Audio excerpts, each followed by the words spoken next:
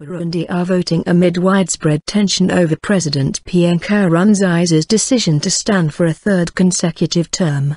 Polls opened at 6 o'clock local time, 4 o'clock GMT, after a night of gunfire and explosions claimed 2 lives in the capital Bujumbura.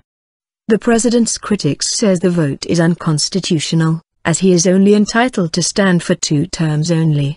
The government accuses the opposition of provoking violent protests. The BBC's Maud Julian in Bujumbura says shooting was continuing in the streets on Monday morning. Bursts of gunfire could be heard in at least one district of the capital, as polling stations were about to open, she added. A policeman and a civilian are believed to have died. The president's office has described the latest protests as terrorist acts intended to disrupt the election. Chief Communications Advisor Willie Nyamit said, "People do it to intimidate voters. They don't want the voters to go to the polls."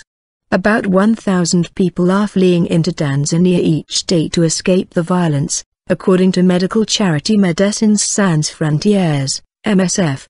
It said many families were crossing on foot without any belongings. None of the president's 7 challenges has made a significant impact, correspondents say.